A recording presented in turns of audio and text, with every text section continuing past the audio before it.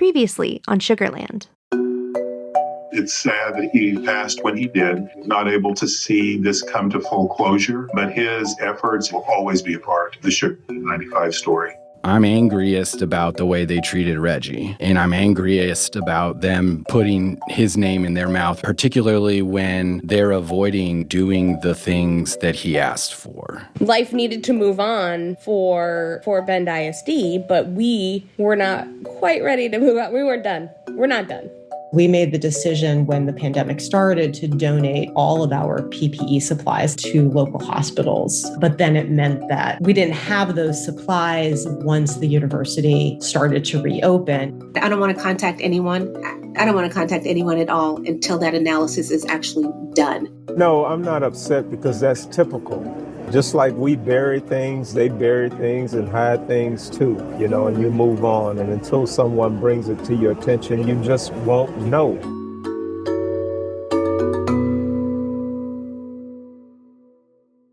In May 2022, more than 4 years after the cemetery containing the Sugarland 95 was discovered, bioarchaeologist Katrina Banks-Whitley and genealogist Helen Graham gave a virtual update to a small group of community members. And of course, Brittany and I listened in. At this point, Naomi and I had spent the last year digging through records and speaking to descendants. So we were eager to hear what sort of progress Principal Research Group had made. Okay, so this is just reminding y'all that we are Principal Research Group and we are currently working on the DNA project and doing all the genealogical research. And so I'm just going to tell you, yay, finally, where we are as far as the DNA research is concerned. So now that we have... That's Katrina. Remember, the researchers at the University of Connecticut said the DNA work had been stalled due to COVID and equipment shortages. They finally began extracting ancient DNA from the remains in June 2021, and Katrina was giving this update just short of a year later. So now that we have finally really kind of pushed past all of the personal protective equipment shortages that we have had from COVID, we finally have 25 of the DNA samples extracted. Before anyone had a chance to ask, Katrina preemptively answered the question on everyone's minds, including ours. Now, to let you guys know why there's such a small amount is did the first extractions. It does show that there is human DNA in there, but we do not know how much is in there. So we have to do a smaller sequencing first to find out how good the DNA is, I guess, or how well preserved the DNA is to see how much we're going to get back so that we spend just a little bit of money before we have to spend a whole lot of money.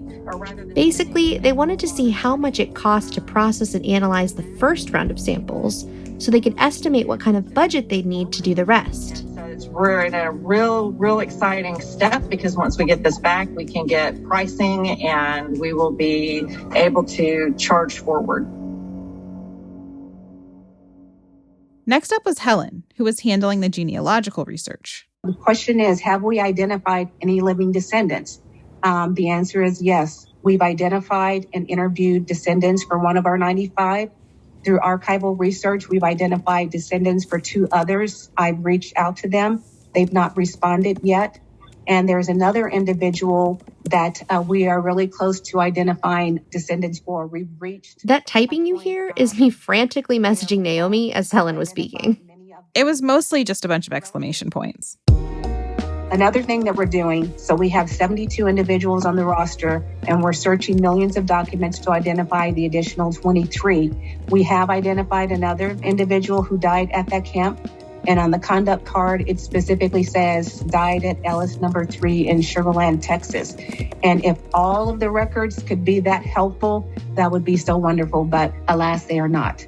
So many exclamation points. This is part 6 of Sugarland, an investigative podcast series presented by the Texas Newsroom. We're your hosts, Naomi Reed and Brittany Martin.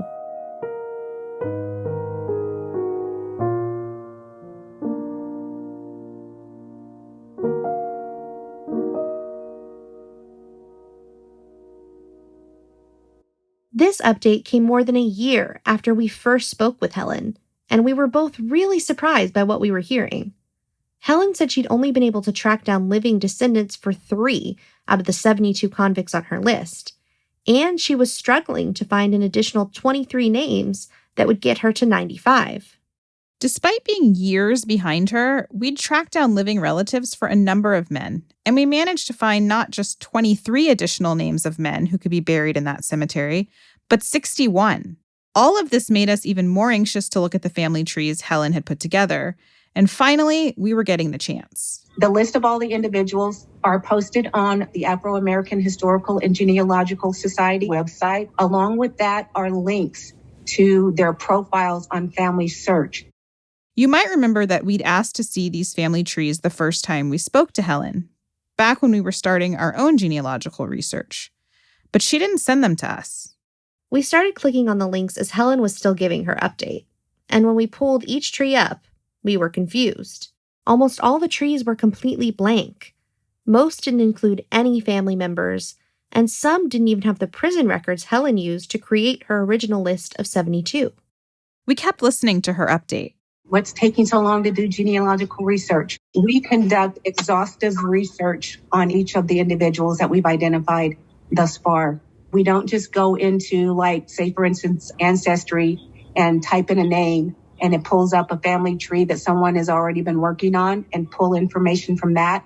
We don't just accept the hints that come up. We have to cross-reference every single source that we get. After spending so much time on Ancestry.com, I do understand what Helen's talking about. Just looking at my own profile, the hints that auto-populate definitely don't all pertain to me. One suggests that yearbook pictures of a Brittany Martin in Baytown could be me. The website prompts, "Would you like to save this information to your tree?" No, because I've never lived in Baytown, and I know that's not my face in those pictures. Judgment calls like that are easy to make because I know what I look like and where I've lived, but you can imagine how confusing it can get moving further and further back in your family tree. So, just like Helen, we also don't accept every hint that pops up, or trust that everyone else on Ancestry has filled out their family tree correctly. We cross-reference everything we find, and make notes for ourselves and others as we go. Given that our process seemed to be really similar to hers, we wanted to understand why Helen was progressing so much more slowly than we were. So we asked her to sit down with us again to clear things up. A few months after the virtual update, we met Helen at her office at the Houston Community College. Brittany dove right in. So the public trees that you have on Family Search, does that have the bulk of the information you have? No. In there? No. Okay. So if those trees that you have online aren't filled out, how are you keeping track of that information? I have a spreadsheet that I keep track of that information. Yeah. So let's pause here for just a minute. It's not unheard of for someone to keep their family tree private to protect their personal information. But if your goal is to connect with people who are looking for their previously unknown relatives, like we were, then Helen's method didn't make very much sense to us, especially because she told us she didn't want to reach out to anyone, even privately, until DNA tests were completed. Yeah, genealogy is inherently collaborative. There are millions of people on these sites who build out their family trees, submit their DNA, and add whatever records and photos they want to share to achieve that goal of connecting to their long-lost family members. So we asked Helen how she was able to do that if her research was private. So how do people find you? Or how do people find this information? Crowdsourcing. The database of the individuals is on the Fort Bend ISD website. My contact information is there. So they'll contact me and say, hey, I think I may be. And then we'll set up a time to meet and we'll go through that. Early on, you said you didn't want to reach out to anybody before you had DNA results. Sounds like now you've talked to several people. We still don't have the DNA results. So how has your thinking on that evolved? You know what? I'm not settled with that because each one that I've talked to, two of them I've taken out to the site, to the cemetery. And the first question they asked was, which one is my descendant? And I can't tell them. And that crushes me. But at this point, you're open to it? It's happening. Yeah. Is that because people are coming to you, or are you going to them? Mostly people are coming to me. They're mostly coming to me. Okay. So you're still not reaching out to people, unsolicited? A couple. Okay. I have. Yeah. So you're anxious to get this going? I don't get anxious about a lot of things, but I'm really determined that they get this DNA work done so these families can have some kind of closure after so many years. Helen seemed frustrated by the slow progress of the Yukon researchers. In fact, here's what she told us when we asked if there was anything she'd change about the project if she could go back in time.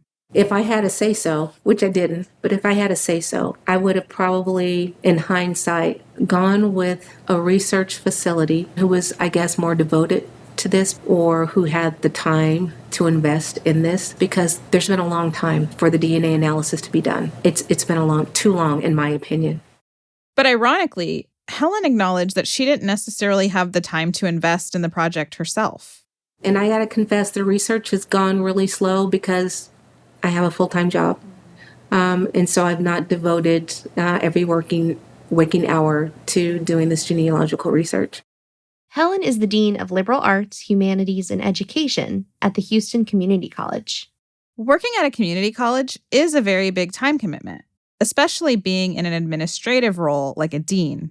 But Helen said she was drawn to the cemetery site when it was first uncovered in 2018. So I sent them my resume and I highlighted the genealogical work that I've done throughout the years. And then I received an invitation to visit the site. And then they asked if I'd be the subject matter expert on this matter. And then they asked if I would do the genealogy work based on what I had already done. So Helen had been working on the project since 2018, and we were talking to her in August of 2022. Coming into that interview, we were frustrated by how slowly she seemed to be working, the same way she was frustrated with the Yukon researchers. But then she told us something that shifted our perspective entirely. What about funding? You've been doing this a long time, so how is that sustained? The genealogical work, it's coming out of my pocket. Wow. Oh, wow. Were you hired initially by the school district? Appointed. I was never hired. So they never paid you? No, I've not gotten any money from Fort Bend. What about from Rain, Clark, and Katrina? What I got from Rain was, I think it was mileage reimbursement. Seriously? The mileage reimbursement. You've been working on this for almost 5 years. And they're all getting paid. Yes. What? Okay, so I'm sorry. Yeah, but that's surprising to us, obviously. Yeah, that is. That's crazy. Because they were hired by the school district. Right. So. Oh, my goodness. Okay. And I'm not going to harp on that. We left Helen's office a few minutes later in stunned silence. Of the 4 original members of Principal Research Group, Helen is the only Black person and the only one local to the area. And although Helen did clarify that she'd been paid for her contributions to PRG's final report, it seemed like she was the only one not being paid for their research. For me, the optics of not paying the only Black woman on their team did not bode well for PRG. They made her their front-facing representative. She was the one fielding calls and emails from possible descendants. And of the 4 of them, she seemed to be the one who'd done the most work since the bodies were reburied, even if that work was progressing slowly. Suddenly, we had a lot more questions. We knew Rain Clark and his team at Goshawk Environmental Consulting were hired and paid by Fort Bend ISD, and we assumed Katrina, the bioarchaeologist, and lab manager Abby Fisher were paid for their work as well. But given Helen's revelation, we wanted to make sure. So I emailed PRG and asked them who associated with their group had been compensated for their work. I also asked what funds they'd raised so far and what research those funds had covered. Since Helen wasn't being paid, I wanted to know what they were willing to spend money on. Abby responded a few days later. She said she, Katrina, and Rain were all paid by Goshawk for the original work they'd done. The exhumations, lab analysis, everything up until the report was published in August 2020. As for all the work they'd done under the second permit when they became the Principal Research Group, Abby wrote, quote, "At this point, no one has been paid for their work. We have received honorariums to cover our costs for attending events to speak on behalf of PRG, but no one draws a salary nor receives funds for their work at PRG at present. We have received a single donation of $20 and have not used it." $20. $20. According to the permit application PRG submitted to the Texas Historical Commission, their studies were supposed to be completed with, quote, fundraising assistance from the project proponent, Principal Research Group. Right. They were supposed to be funding Helen's genealogical research, Abby's isotope research, and Yukon's DNA research. So in early 2023, we got on a call with Principal Research Group to set the record straight. My question was who's funding the research? That's kind of what I was getting at by asking who's making what? Yes, okay. In case you missed that, Abby said nobody.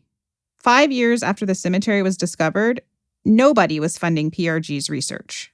All of us are doing these 4 to 5 hours a week, 10 hours a week. You know what I mean? Donation, going down and giving lectures and things like that. We do get partially reimbursed for some of that stuff, but we don't make money off of it. This is definitely, at some point, the hope is that we will be able to hire an accountant, because none of us know anything about that. The bright side is we don't have any money, so we don't have to worry about an accountant. PRG registered as a nonprofit in April 2021, and Abby and Katrina said that they were trying to find donors. But again, we were talking to them in 2023, and they still didn't have any. Abby hasn't even started her isotope research. We heard how slowly Helen's research is progressing. And the DNA analysis? Abby told us, the work that our friends at UConn are doing, the university is paying them to do it. They have salaries, and they have pots of money and grants that they have been able to get. We walked away from that call with more questions than answers. Why would PRG be involved, and as far as we could tell, in charge of the Sugarland 95 research, if they weren't funding it, and for the most part, they weren't doing it? This is a really big deal. These bodies were fully unearthed, studied, and photographed. Teeth and bone fragments were removed. All for what? Supposedly to identify the 95, right? To learn about them, to restore their humanity in some way. Remember, identifying these men was one of Reginald Moore's main goals, and he died without being able to see that come to fruition. Many activists and members of the local Black community still want that. But the one group that the state of Texas has given permission to do any of that work hasn't done it and isn't really doing it. We wondered what would happen if a descendant or members of the descendant community wanted to have another researcher conduct their own studies on the remains of the Sugarland 95. Perhaps someone with more time, resources, and experience. Could they do it? According to Katrina and Abby, the answer is no. No, I hold the permit for that, and that retains us being the ones who does the research. And it gives us the permission from the state and from, interested parties and everybody else to get to do that research. So, if I wanted to, do research on one of the teeth, I'd have to ask you, hey, can I do this research? Correct. But also, the data from that research belongs to us, belongs to PRG. You know what I mean? Right. It's not necessarily you can't share it, but we have the responsibility to these individuals to protect them from those who have other incentives, right? But we weren't 100% sure they were right about that.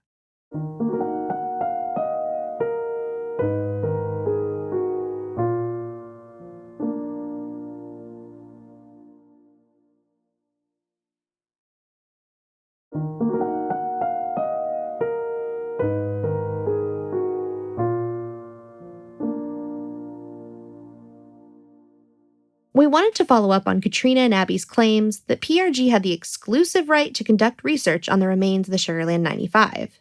So we turned to Annie Riegert Cummings, the head of human osteology at Texas Archaeological Research Labs, TARL for short. What that really entails is that I oversee the caretaking of our human osteological material, as well as their funerary objects. That's Annie. When the teeth and bone samples were collected from the remains of the Sugarland 95, Rain brought them to TARL.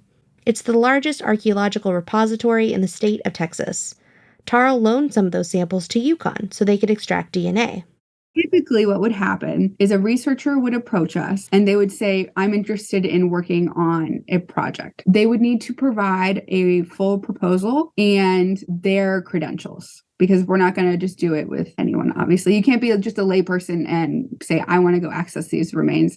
But so let's say you submit your proposal. At that point, we technically have the discretion to allow research or reject it. If it's destructive, though, it's when we need permission from the owning agency. The owning agency in this case is the Texas Historical Commission. But we wanted to ask Annie about what Katrina and Abby told us, that all research on the remains needed to go through them. Is PRG in charge of all the research, or is there room for somebody else to come in and say, hey, we have money. We're a giant research institution. We can do this. PRG does not own the remains.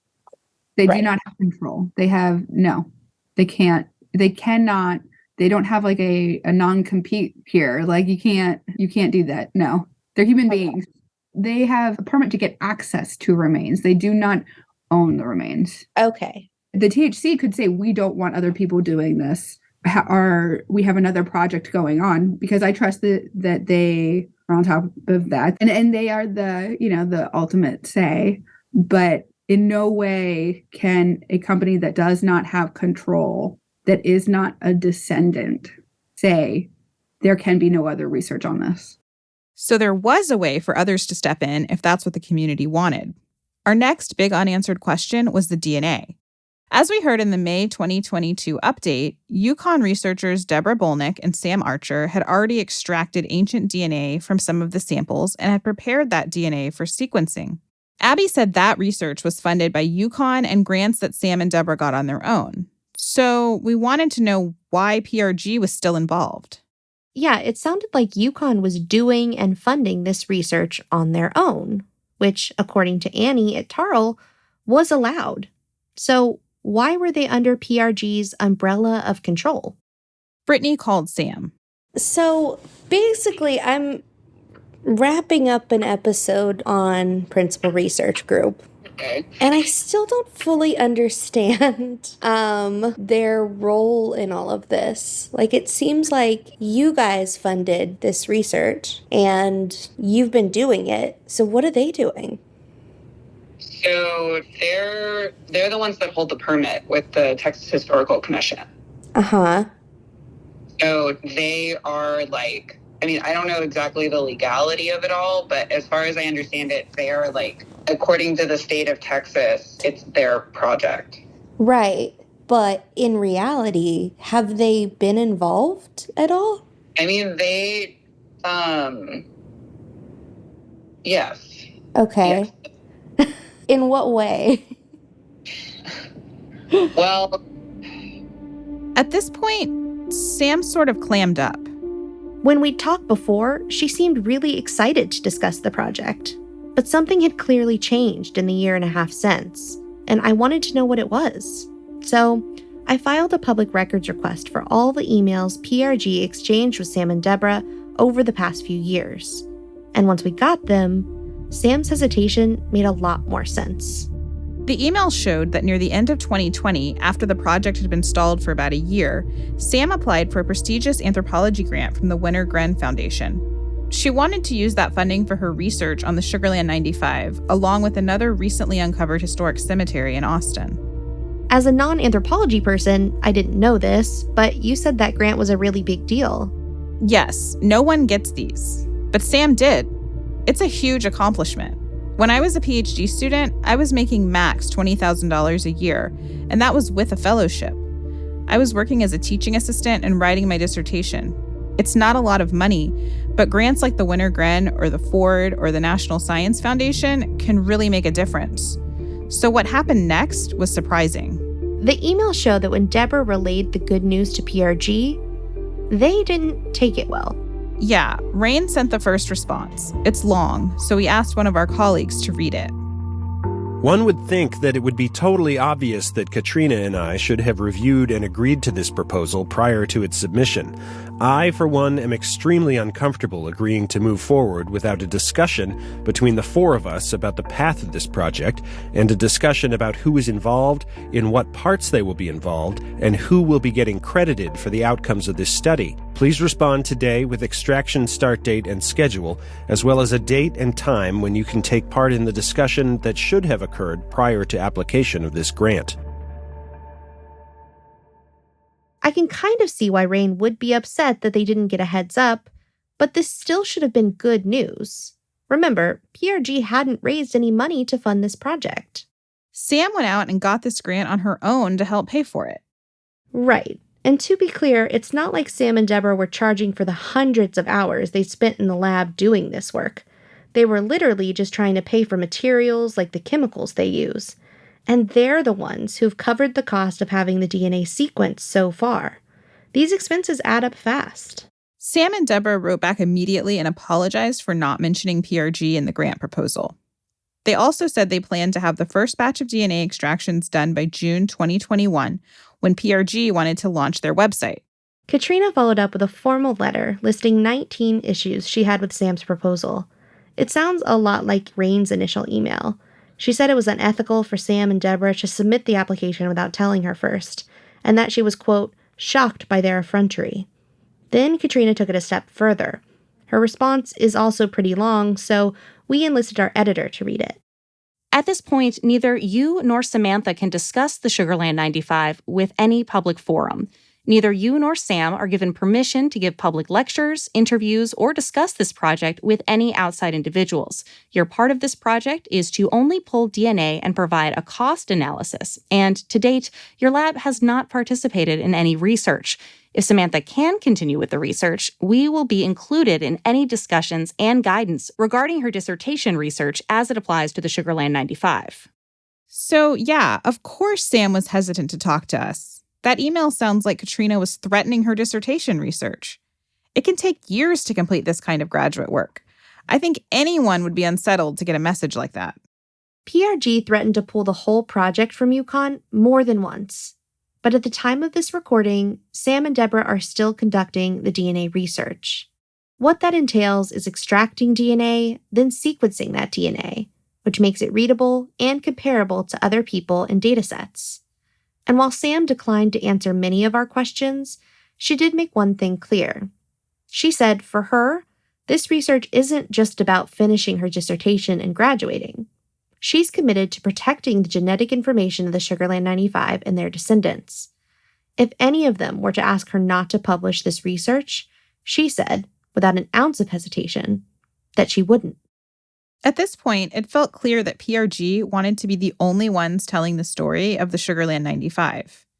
They told us no one was allowed to do genetic research on the remains without going through them. They barred the UConn researchers from discussing their work and threatened to take the project away from them. And then I got this email from Helen, again, read by our editor. Hi, Brittany. I've received calls from 2 Sugarland 95 descendants and 3 professional genealogists who are helping with this research. They've expressed that the research you've conducted on Ancestry links 5 of the Sugarland 95 to the wrong families. We have not reviewed all of your research, so I cannot comment on the rest of your research.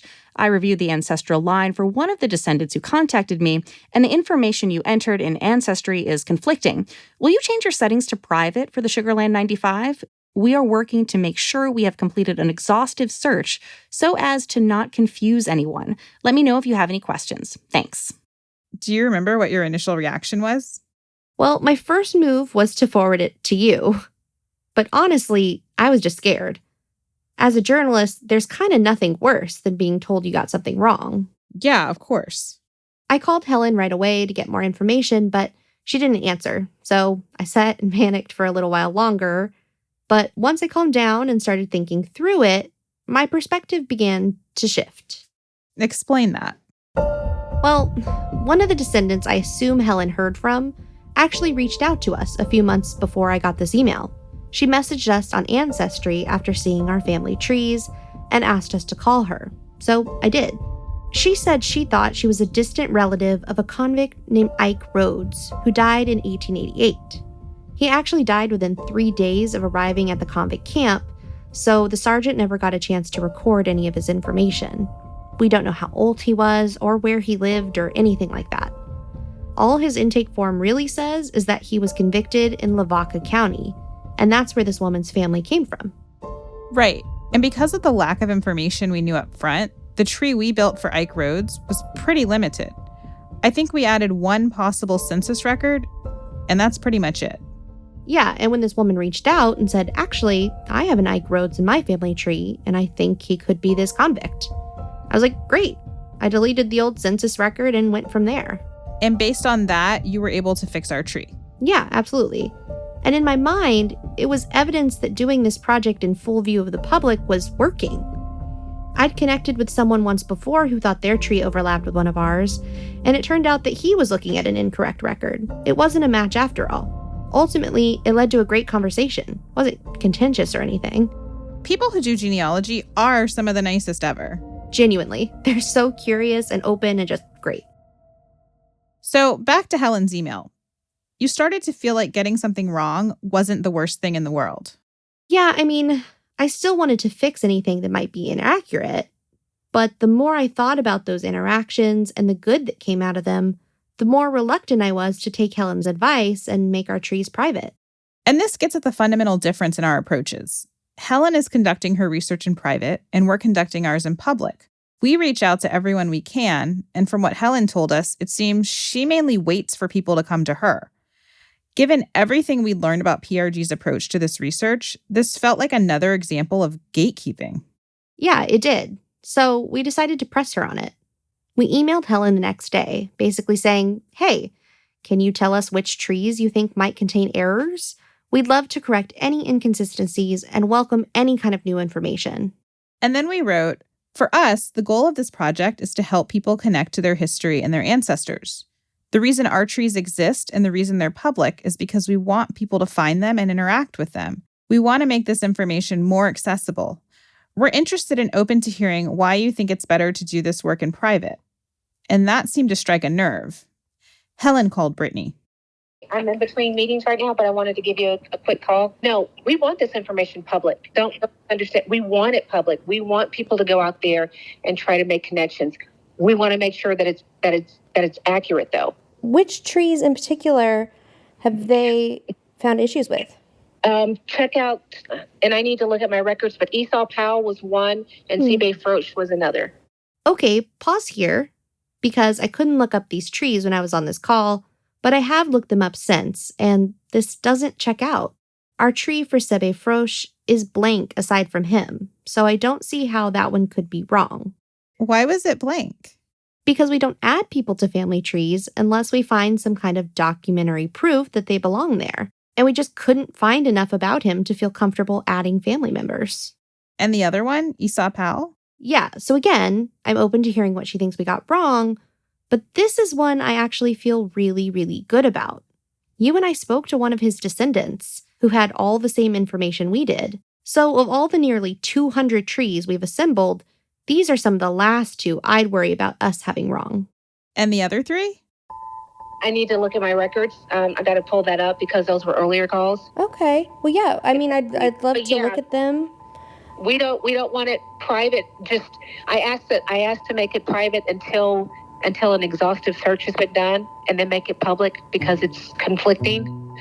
Especially when, like, the two descendants that we talked to, I'm like, okay, calm down. We'll get it fixed. I don't have time to fill these calls, but my name is out there, so that's why they're coming to me.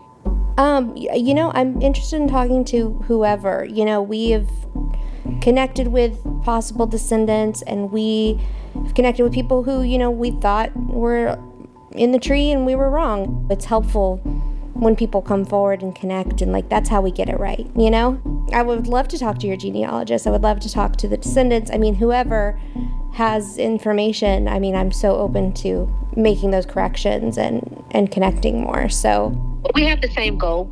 We want to get the information out there, and we want to connect with descendants. So that goal is the same. So no, it doesn't.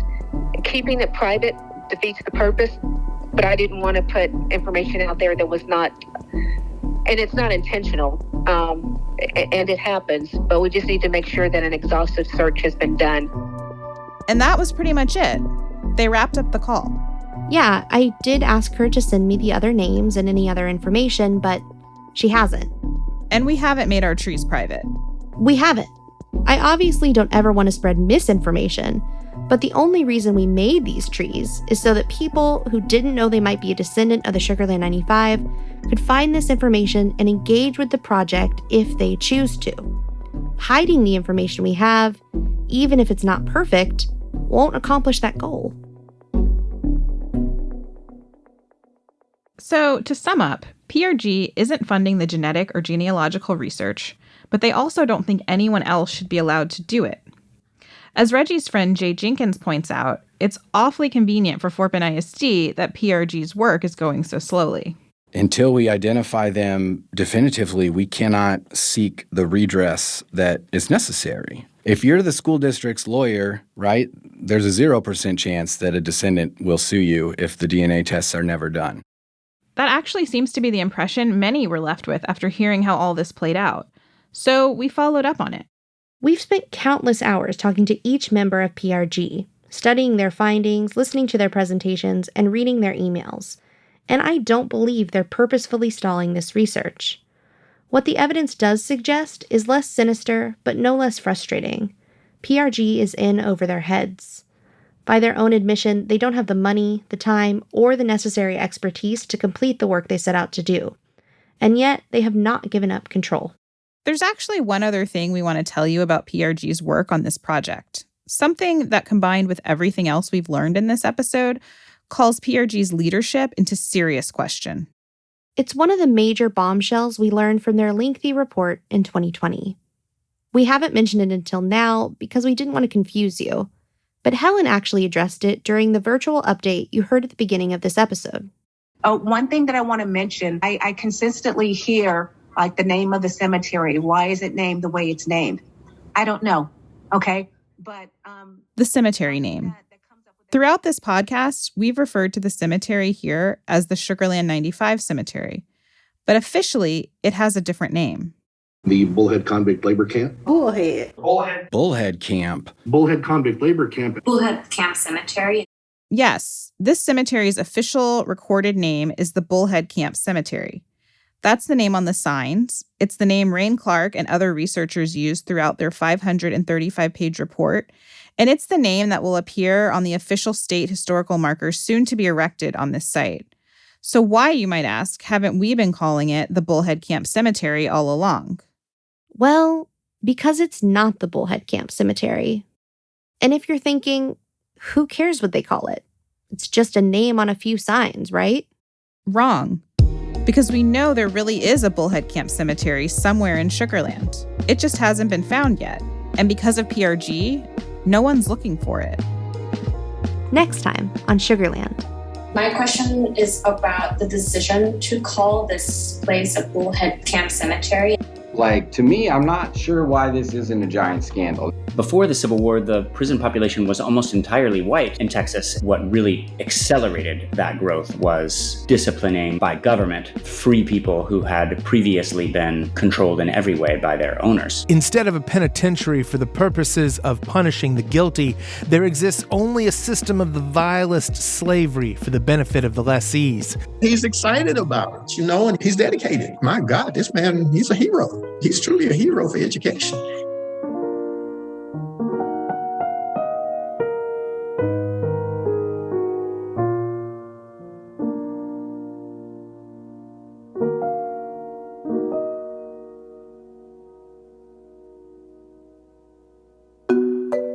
Sugarland is a production of the Texas Newsroom and was completed with the support of a grant from Columbia University's Ira A. Littman Center for Journalism and Civil and Human Rights, with funding provided by Arnold Ventures, and a grant from the Convict Leasing and Labor Project. Sugarland is written and reported by Brittany Martin and Naomi Reed. Our editor is Rachel Osier Lindley.